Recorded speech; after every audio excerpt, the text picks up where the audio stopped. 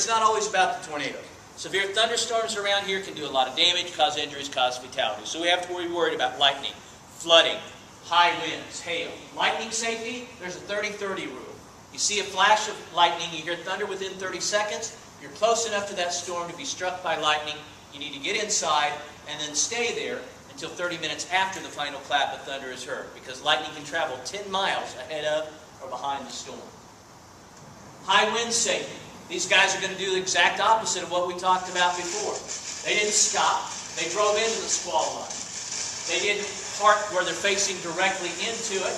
They didn't watch out for safety zones directly underneath the power line. Now we see the winds are coming through from the right to left instead of straight at us. All kinds of things that we're doing wrong here. The opposite is what we should be looking at. And if we're a storm spotter from KFDI parked directly underneath the power pole, with the winds hitting us broadside, somebody's going to capture it on video and embarrass the heck out of me next year. So just remember that. Knowing where you are in relationship to that storm. If you're moving north and the storm's coming in from the west, you want to get somewhere where you can face directly into it. If you live in manufactured housing and it's packing high winds, chances are that manufactured housing is going to fail. You need to get someplace secure.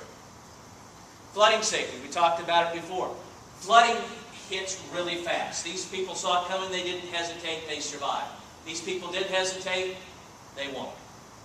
Flooding is the #1 killer of all severe weather events. Part of it might be folks don't respect the power of Mother Nature and how fast she can strike. Another part of it might be folks get impatient. They come across a water-covered roadway, especially out, someplace rural. I think, oh, I'm late already. I don't have time to find a dry way to drive around this. I'm just going to plow right through it. Then their vehicle gets swept away. They end up becoming a storm statistic. It only takes 6 inches to knock an adult off their feet. 2 feet of water will make most vehicles float away. So this one I have no explanation for whatsoever. That's just a scary sight. Now we've surmised that that's some third world country, and we're hoping that that's a retired school bus full of adults and not little kids on their way to school, but that doesn't make it any more comforting. Fortunately, we don't see the outcome of that because that's just a little too scary to contemplate what might have happened there. You have to respect the power of Mother Nature because the power of flooding is absolute. If it's going to take you, there's nothing you can do about it. Hail safety, well, this is really just use common sense. There's a guy on a lawnmower in this hailstorm, and he has got to be absolutely insane.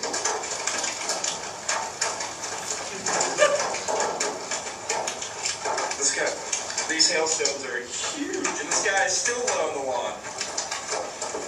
He's got his hand on his head.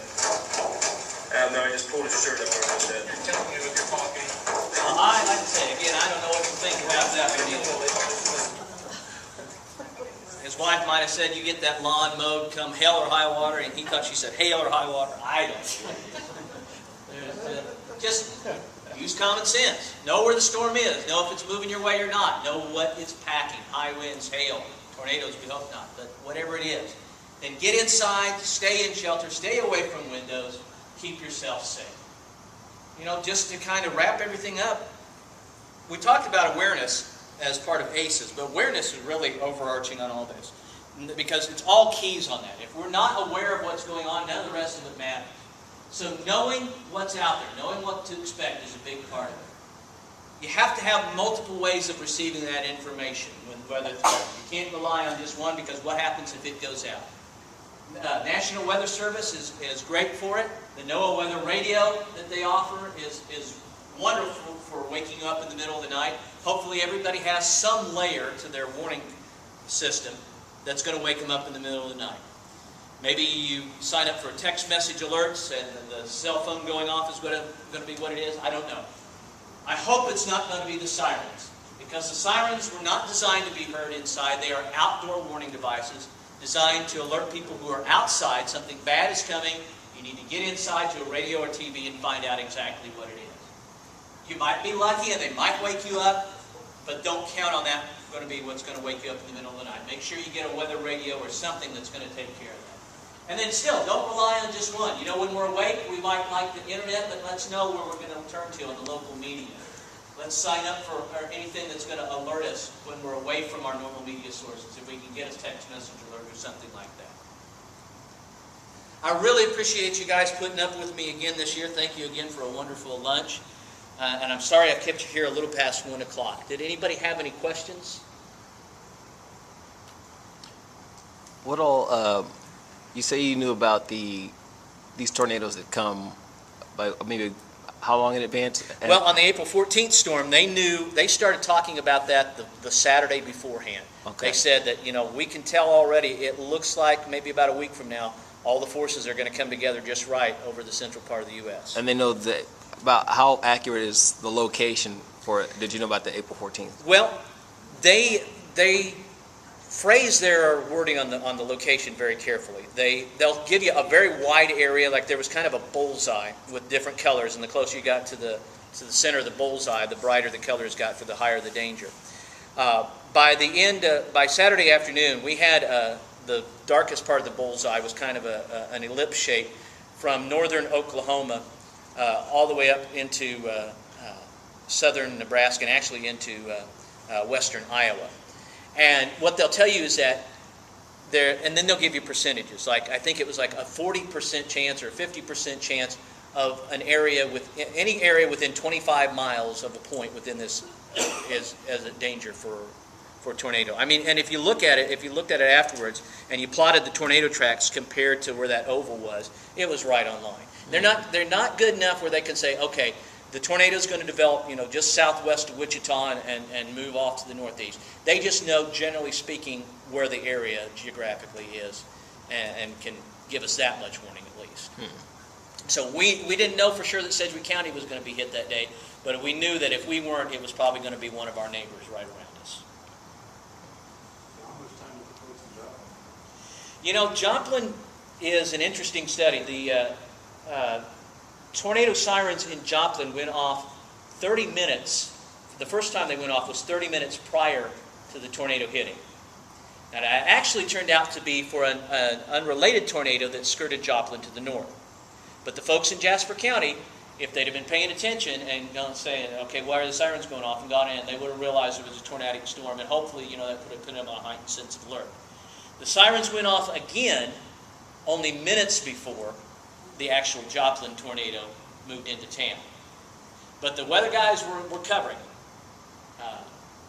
I understand there's some debate out there about how well they were covering it and how good they've got the geography of it down. I understand Mike Smith has a new book out about the Joplin tornado and what he termed as the failure of the warning system that day, which I'm very anxious to read.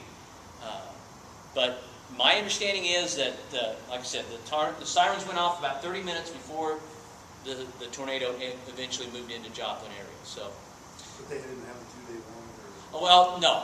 That one, they were under, I don't remember exactly what the Storm Prediction Center was saying about that day. It wasn't as predictable as the one that ended up striking us back on the 14th.